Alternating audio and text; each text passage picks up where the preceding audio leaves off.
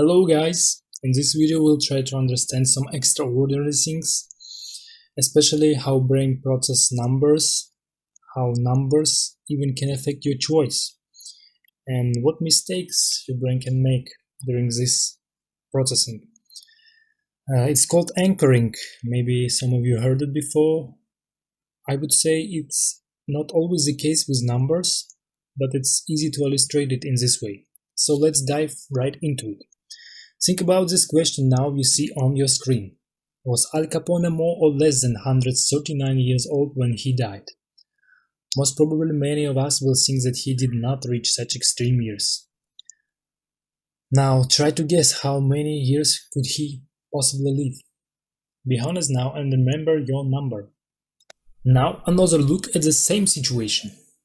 Was Al Capone more or less than 41 years old when he died?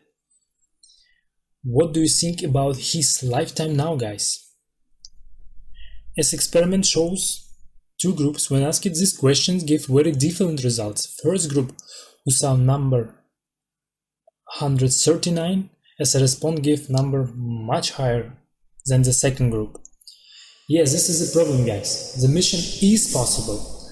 That's what your brain says to you when processing any information you give him. Of course, he did not believe that guy could live more than 139 years. But when you were reading, your brain tried its best to construct a world in which this statement was true. This impression was made unconsciously. Let's look now at another similar experiment. So the first group was asked, is the height of the tallest redwood more or less than 365 meters?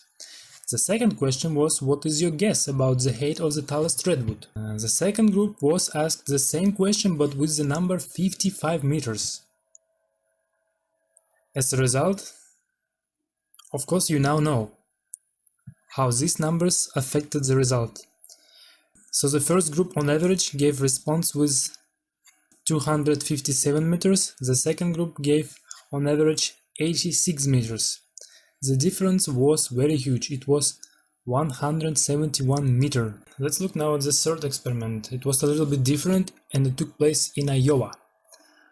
So about a few years ago, supermarket shoppers in Sioux City, Iowa encountered a sale promotion for Campbell soap at about 10% off the regular price.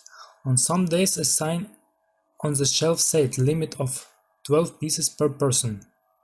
As a result, shoppers purchased an average of 7 cans when they saw a sign with limitation. It was twice as many as they bought when there was no any sign with any numbers.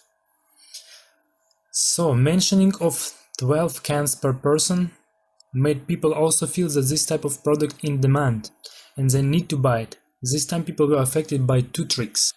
What good sides can we take from this with you guys to implement in our everyday life, in our practical life? For example, when you're trying to sell something, we're not talking here about the money, it's your position.